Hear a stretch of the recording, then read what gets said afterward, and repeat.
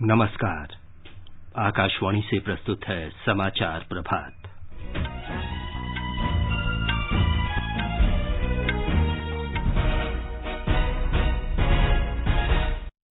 प्रधानमंत्री नरेंद्र मोदी ने कल प्रगति मंच की बैठक की अध्यक्षता की।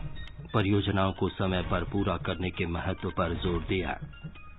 मंत्रिमंडल ने गन्ने का मूल्य बढ़ाकर 290 रुपये प्रति क्विंटल किया। सरकार अफगानिस्तान की वर्तमान परिस्थिति पर आज संसद में राजनीतिक दलों के नेताओं को जानकारी देगी। विश्व बैंक ने अफगानिस्तान में तालिबान के नियंत्रण के बाद वहां की परियोजनाओं के लिए वित्तीय सहायता पर रोक लगाई। केंद्र सरकार ने बैंक कर्मचारियों का पारिवारिक पेंशन अंतिम वेतन का 30% तक बढ़ाने के प्रस्ताव को मंजूरी दी।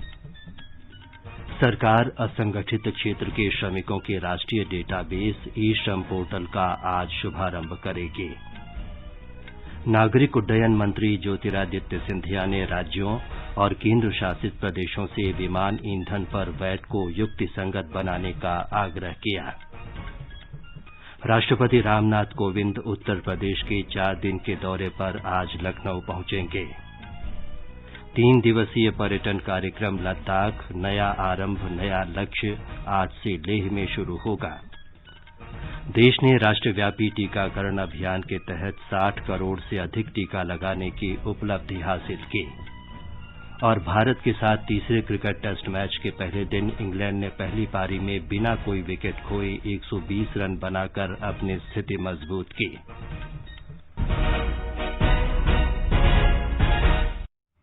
समाचार प्रभात में रवि कपूर के साथ मैं विमलेंदु पांडे। देश भर में 18 वर्ष से अधिक आयु वर्ग के लिए सरकारी केंद्रों में निःशुल्क कोविड टीकाकरण अभियान जारी है। युवाओं से आग्रह है कि टीका जरूर लगवाएं और अन्य लोगों को भी इसके लिए प्रोत्साहित करें। जब तक आवश्यक न हो घर से बाहर न निकलें और सुरक्षा के 3 सरल उपायों का पालन करें। मास्क लगाएं, 2 गज की सुरक्षित दूरी बनाए रखें और हाथ और चेहरा साफ रखें। कोविड संबंधी जानकारी और मार्गदर्शन के लिए राष्ट्रीय हेल्पलाइन नंबर 011-2397-8046 और 1075 पर संपर्क करें। अब समाचार विस्तार से।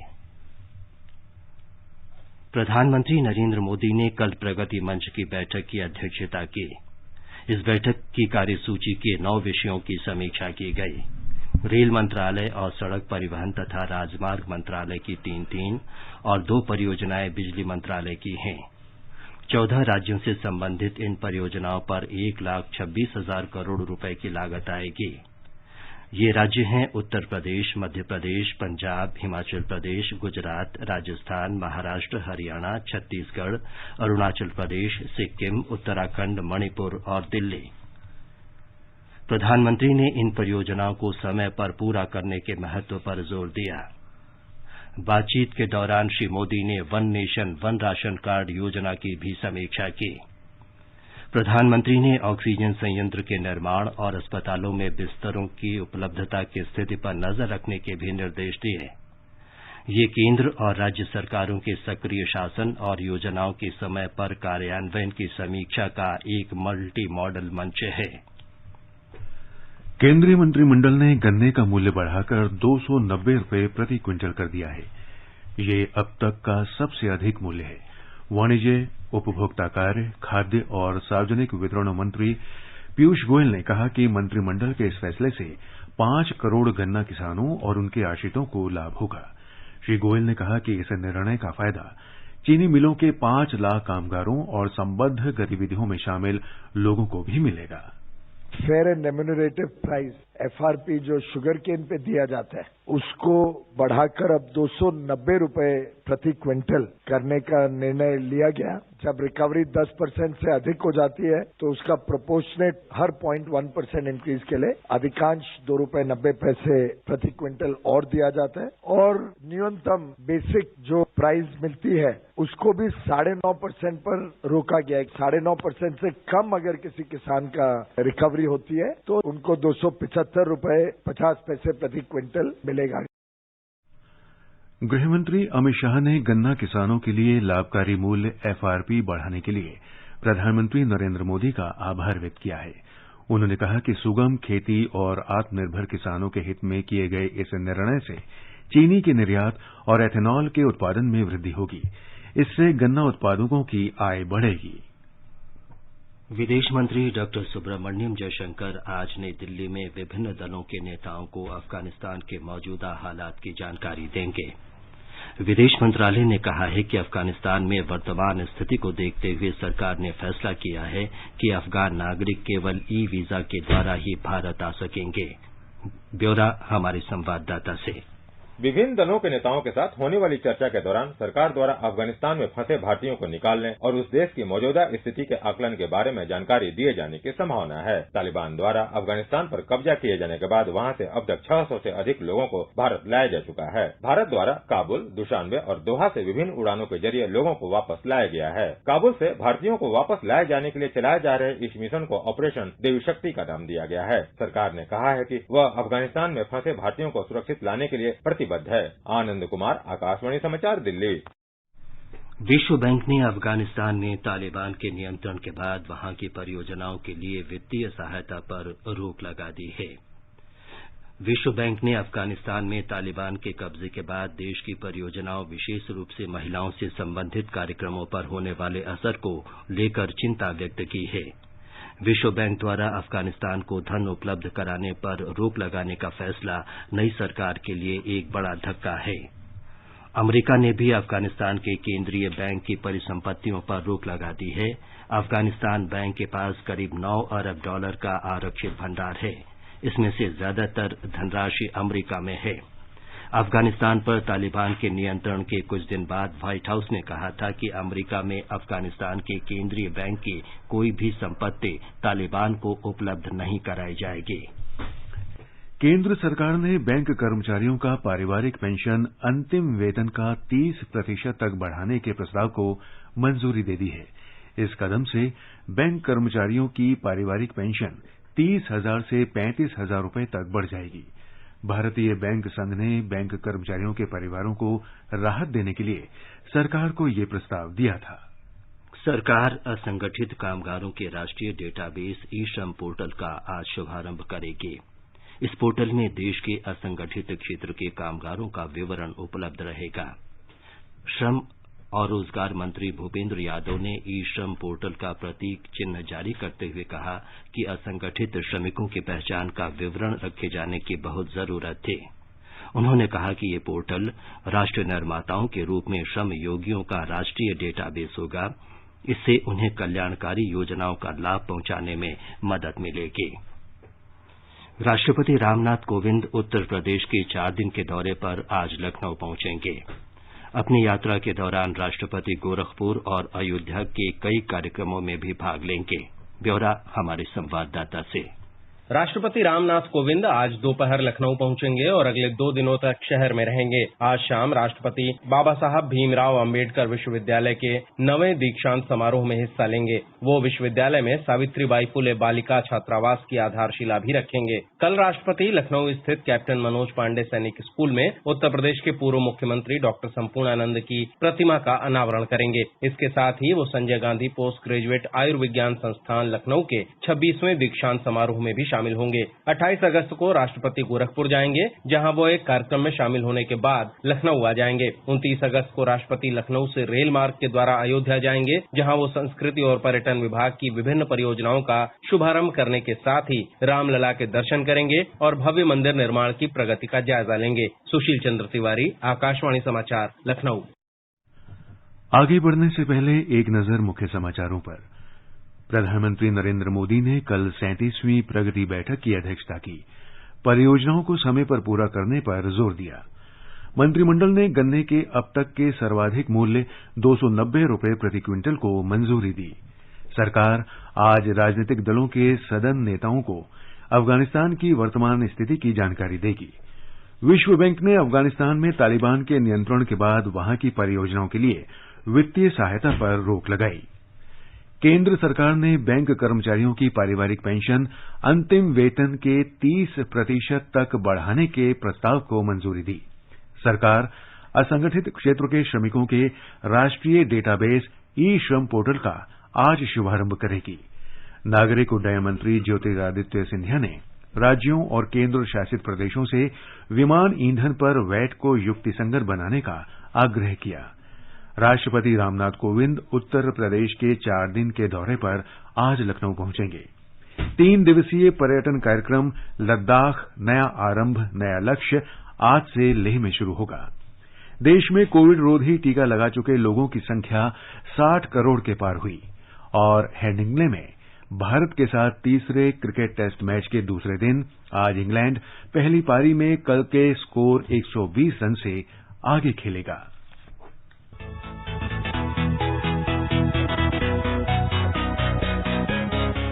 दुनिया रंग बिरंगी, खट्टे मीठे रसीले समाचारों का सतरंगी खजाना आकाशवाणी पर। खबरें होंगी हटकर, जानेंगे कुछ अलग, हंसेंगे खुलकर, करेंगे सजग। सुनना न भूलें सोमवार और मंगलवार आज सवेरे तथा शनिवार और रविवार कार्यक्रम परिक्रमा में।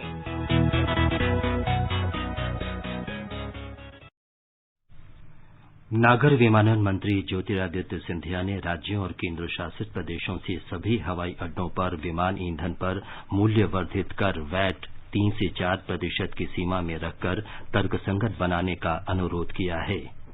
विमानन कंपनियों की संचालन लागत में ईंधन का मूल्य एक प्रमुख घटक है। श्री सिंधिया ने इस बारे में 22 राज्यों और केंद्र शासित प्रदेशों को पत्र लिखा है।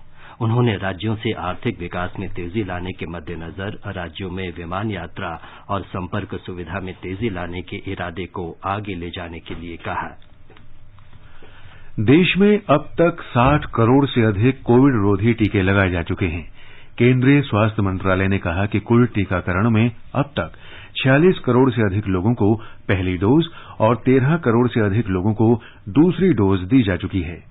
स्वास्थ्य मंत्रालय ने कहा है कि कल 66 लाख से अधिक कोविड रोधी टीके लगाए गए। मंत्रालय ने कहा कि कोविड से बचाव के लिए टीकाकरण अभियान अत्यंत महत्वपूर्ण है। इसकी नियमित रूप से समीक्षा और निगरानी की जानी चाहिए। बिहार सरकार ने कोविड प्रतिबंधों में आज से और छूट दी है। सरकार ने धार्मिक स्थल, शॉपिंग मॉल और शिक्षा संस्थानों में सामान्य गतिविधियों की अनुमति दे दी है। ब्यौरा हमारे संवाददाता से। राज्य में अधिकांश कोविड प्रतिबंध आज से हटा लिए गए। सभी धार्मिक स्थल खुल गए। धार्मिक, सामाजिक और राजनीतिक आयोजन पर लगी रोक भी हटा ली गई है, लेकिन कोविड प्रोटोकॉल का पालन करने के निर्देश दिए गए हैं। दुकान, मॉल, दफ्तर और पार्क अब सामान्य रूप से खुलेंगे। इसके अलावा स्कूल, कॉलेज, कोचिंग संस्थान और दफ्तर को भी पूरी क्षमता के साथ खोलने की अनुमति दी गई है। विश्वविद्यालय, कॉलेज और स्कूलों में अब परीक्षाएं आयोजित हो सकेंगी। सिनेमा हॉल, क्लब, जिम और स्विमिंग पूल 50% क्षमता के साथ खुल जाएंगे। इस बीच राज्य सरकार ने उन राज्यों से आने वाले लोगों का रेलवे स्टेशनों और हवाई अड्डों पर कोरोना टेस्ट कराने का निर्देश दिया है, जहां कोरोना के अधिक मामले सामने आ रहे हैं। आकाशवाणी समाचार के लिए पटना से कृष्ण कुमार लाल। मध्य प्रदेश में टीकाकरण के 2 दिवसीय महाअभियान के पहले दिन कल 22 लाख से अधिक लोगों को कोविड रोधी टीका लगाया गया। हमारी संवाददाता ने बताया है कि आज दूसरे दिन कोविड की दूसरी डोज दी जाएगी। टीकाकरण महाअभियान के पहले दिन टीकाकरण के प्रति जनता में अपार उत्साह देखा गया। राज्य सरकार ने अभियान के पहले दिन लगभग 20 लाख लोगों के निर्धारित लक्ष्य के मुकाबले 22 लाख से अधिक टीकाकरण का लक्ष्य हासिल किया। मुख्यमंत्री शिवराज सिंह चौहान ने व्यापक टीकाकरण अभियान की शुरुआत करते हुए कहा कि सरकार ने राज्य के सभी पात्र लोगों को टीके की पहली खुराक लगाने के लिए 21 सितंबर का लक्ष्य रखा है। वहीं 21 दिसंबर तक सभी पात्र लोगों को दूसरी खुराक देने का लक्ष्य रखा गया है। पूजा पीवर्धन, आकाशवाणी समाचार, भोपाल। केरल में कोविड के मामलों में लगातार वृद्धि देखी जा रही है। कल 31,445 नए कोरोना रोगियों की पुष्टि हुई। राज्य में ओणम और ईद के बाद कोविड के मामलों में अचानक बढ़ोतरी देखी गई है। कोविड संबंधी राष्ट्रीय हेल्पलाइन नंबर हमारी वेबसाइट newsonair.gov.in पर उपलब्ध है। केंद्र सरकार केंद्र शासित प्रदेश लद्दाख के साथ सहयोग में 3 दिन का पर्यटन मेला आयोजित कर रही है, जिसका नाम रखा गया है लद्दाख नया आरंभ नया लक्ष्य। एक रिपोर्ट। पर्यटन मंत्रालय लद्दाख को विभिन्न अभियानों और देखो अपना देश जैसी पहल के माध्यम से घरेलू और अंतर्राष्ट्रीय बाजारों में बढ़ावा दे रहा है। अभियान को और व्यापक बनाते हुए लद्दाख नया आरंभ नया लक्ष्य कार्यक्रम का आयोजन किया गया है। इसका उद्देश्य उद्योगों को स्थानीय उत्पादों के बारे में जानकारी देना है। ये कार्यक्रम स्थानीय हितग्राहियों का देश के अन्य टूर ऑपरेटरों और खरीदारों के साथ संवाद कायम करने का भी एक मंच है। पर्यटन संस्कृति मंत्री जी किशन रेड्डी आज वर्चुअल माध्यम से उद्घाटन समारोह में भाग लेंगे। लद्दाख के उपराज्यपाल आर.के. माथुर, स्थानीय प्रतिनिधि, पर्यटन अधिकारी और भारत के राजदूत भी समारोह में उपस्थित रहेंगे। इस 3 दिवसीय कार्यक्रम में प्रदर्शनी, पैनल परिचर्चा, हितग्राहियों के साथ बातचीत, तकनीकी टूर और लद्दाख के पर्यटन उत्पादों तथा संभावनाओं को दर्शाते हुए सांस्कृतिक कार्यक्रम आयोजित किए जाएंगे। लेह से रमेश चंद्र की रिपोर्ट के साथ समाचार कक्ष से दीपिका शर्मा। गुजरात में कई कार्यक्रमों को आयोजित करके आजादी का अमृत महोत्सव मनाया जा रहा है। हमारे संवाददाता ने बताया है कि साबरमती रिवर फ्रंट पर सीमा सुरक्षा बल के जवानों ने अद्भुत करतब दिखाया। सीमा सुरक्षा बल के महिला और पुरुष मोटरसाइकिल दलों ने कल शाम साबरमती रिवर फ्रंट पर मोटरसाइकिल के साहसी करतब प्रस्तुत किए। पुरुषों के विश्व प्रसिद्ध झांबाज दल और महिलाओं के सीमा भवानी दल ने अपने दिल धड़काने वाले मोटरसाइकिल स्टंट दिखाकर अहमदाबाद के लोगों को मंत्रमुग्ध कर दिया। इस अवसर पर गुजरात के गृह राज्य मंत्री श्री प्रदीप सिंह जाडेजा ने कहा कि सीमा सुरक्षा बल देश की सुरक्षा की पहली कतार है और हमें उन पर गर्व है। इन कार्यक्रमों को लोगों ने भारत माता की जय के नारे से उनका स्वागत किया। हमारे देश के प्रधानमंत्री नरेंद्र भाई मोदी जिन क्षेत्र को अपना कार्यक्षेत्र बनाया था, इसी रिवर फ्रंट से इस कार्यक्रम के आयोजन बदल बीएसएफ के सब जवानों को हृदयपूर्वक हार्दिक बधाई। योगेश पंड्या, आकाशवाणी समाचार, अहमदाबाद। आजादी का अमृत महोत्सव के अंतर्गत आकाशवाणी समाचार मध्य प्रदेश के निमाड़ क्षेत्र के वीर सैनिक भीमा नाइक की पराक्रम कथा प्रसारित करेगा। वीर गाथा शीर्षक से इस कथा की पहली कड़ी आज शाम 4:45 पर परिक्रमा कार्यक्रम में प्रसारित की जाएगी।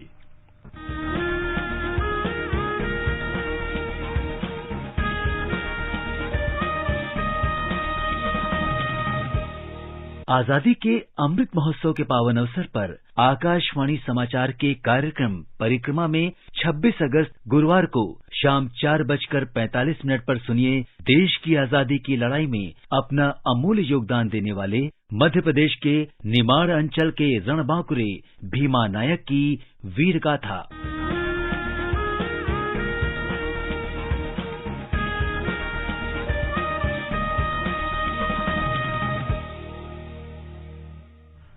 आकाशवाणी समाचार सुनते रहें और आजादी के अमृत महोत्सव में हमारे साथ शामिल रहें। आजादी का सफर आकाशवाणी के संग सोमवार 16 अगस्त से हर दिन आजादी का अमृत महोत्सव श्रृंखला में आकाशवाणी समाचार आप तक पहुंचाएगा स्वाधीनता संग्राम के सेनानियों के संघर्ष और बलिदान की गाथा। 100.1 FM गोल्ड चैनल पर सुबह 8 बजे, दोपहर 2:30 बजे और रात 8 बजे। तो जुड़े रहें आकाशवाणी के साथ।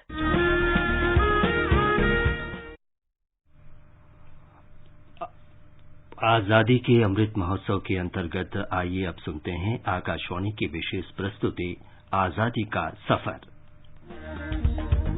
आजादी का अमृत महोत्सव।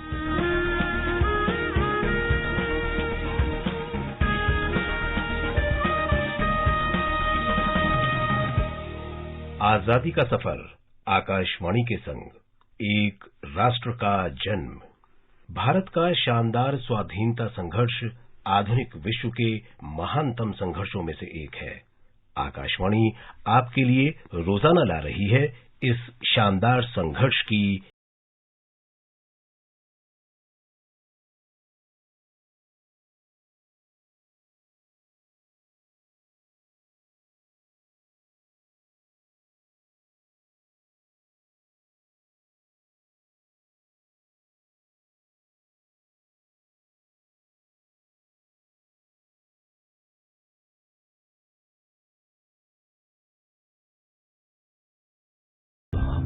आज हम बात करेंगे सुबोध राय की।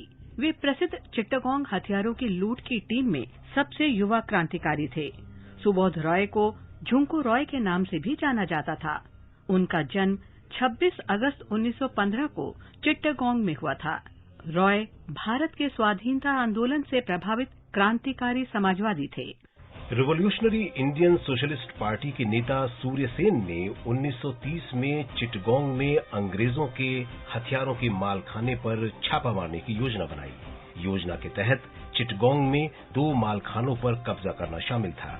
क्रांति की ज्वाला को और तेज करने के लिए धन जुटाने के उद्देश्य से चिट्टागोंग में इंपीरियल बैंक को लूटना और क्रांतिकारियों को जेल से छुड़ाना भी योजना का हिस्सा था।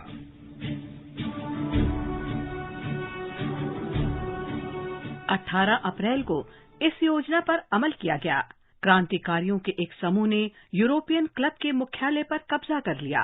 क्रांतिकारी पुलिस के मालखाने के बाहर एकत्र हो गए, जहां सूर्य सेन ने सैन्य सलामी ली, राष्ट्रीय ध्वज फहराया और अंतरिम रेवोल्यूशनरी सरकार की घोषणा की।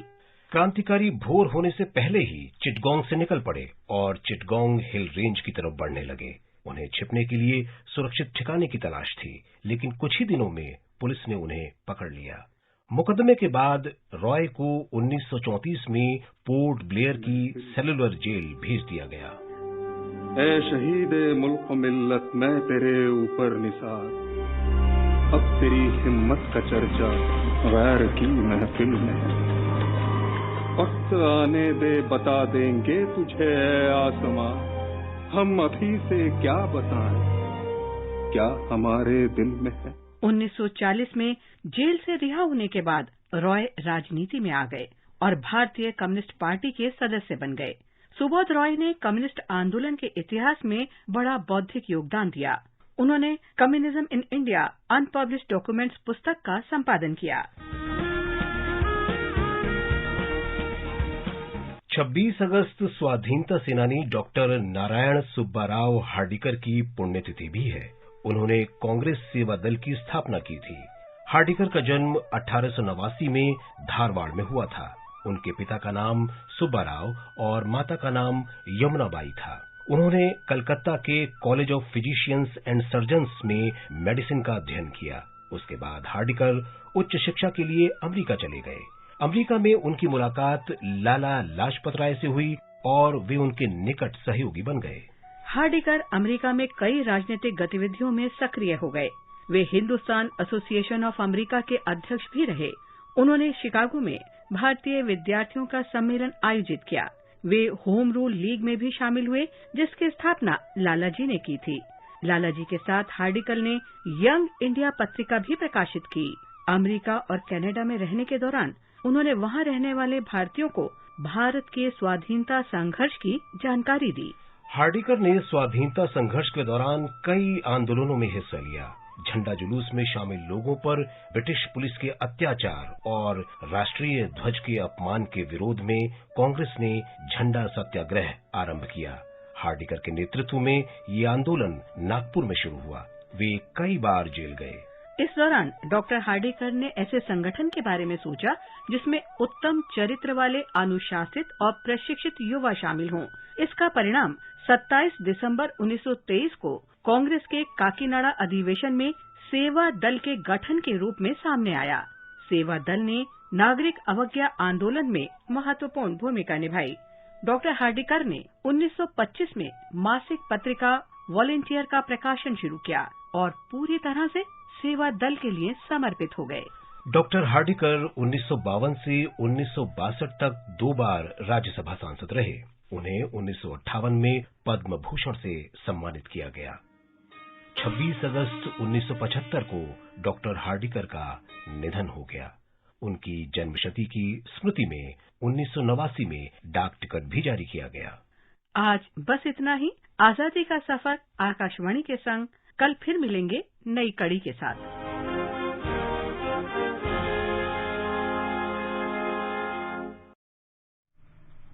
अमृत महोत्सव के अंतर्गत सूचना और प्रसारण मंत्रालय 23 से 29 अगस्त तक विशेष सप्ताह मना रहा है।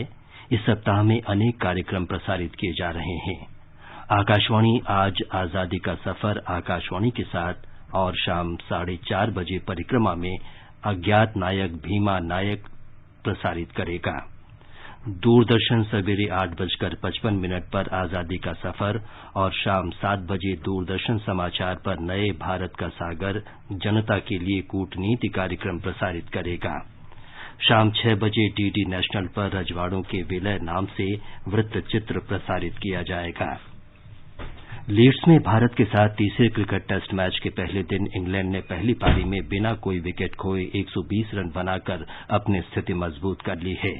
लॉर्ड्स में दूसरा टेस्ट 151 रन से जीतकर भारत ने 5 मैचों की श्रृंखला में 1-0 से बढ़त बनाई हुई है। ये समाचार हमारी वेबसाइट newsonair.gov.in/hindi पर भी उपलब्ध हैं। रवि, अब बताएं कि आज के समाचार पत्रों में क्या विशेष है। विमलेंदु जनप्रतिनिधियों के खिलाफ मामले वापस लेने के मामले पर उच्चतम न्यायालय का निर्देश अखबारों की बड़ी खबर है। हिन्दुस्तान की सुर्खी है, माननीयों के मामले की धीमी जांच पर कोर्ट सख्त। सीबीआई और प्रवर्तन निदेशालय को शीघ्र सुनवाई सुनिश्चित करने का दिया निर्देश। नवभारत टाइम्स की टिप्पणी है, नेताओं पर 10 साल में चार्जशीट भी नहीं। अमर उजाला लिखता है, दागी माननीयों के मुकदमे वापसी का विरोध नहीं, लेकिन हाईकोर्ट की मंजूरी जरूरी। जनप्रतिनिधियों के मामले में अधिकारों के दुरुपयोग की आशंका के कारण लगाई विशेष शर्त।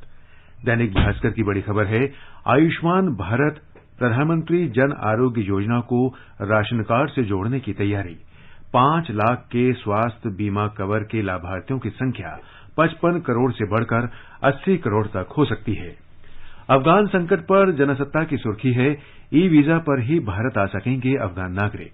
आपातकालीन और अन्य वीजा शुरुआत में 6 महीने के लिए ही होंगे वैध। दैनिक जागरण की टिप्पणी है, अफगानिस्तान में मौलवी चलाएंगे तालिबान सरकार। राष्ट्रीय सहारा का कहना है, नहीं बदला तालिबान, बदले उसके सहयोगी।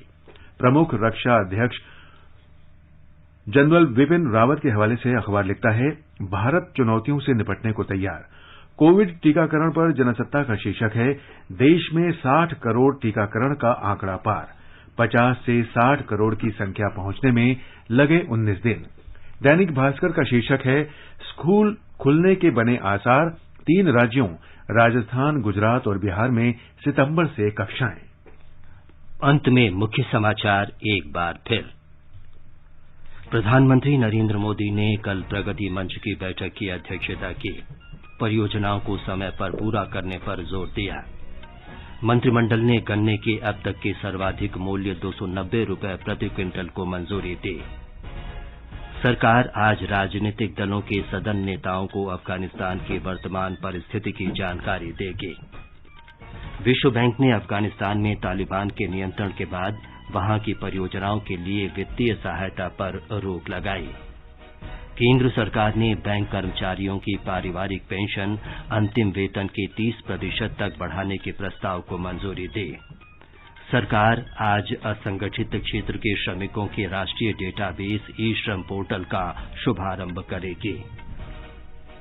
नागरिक उड्डयन मंत्री ज्योतिरादित्य सिंधिया ने राज्यों और केंद्र शासित प्रदेशों से विमान ईंधन पर वैट को युक्तिसंगत बनाने का आग्रह किया।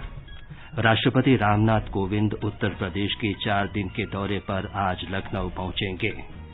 3 दिवसीय पर्यटन कार्यक्रम लद्दाख नया आरंभ नया लक्ष्य आज से लेह में शुरू होगा।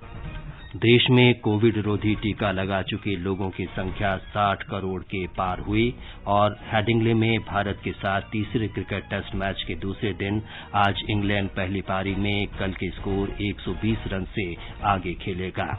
इसके साथ ही समाचार प्रभात का ये अंक समाप्त हुआ। नमस्कार।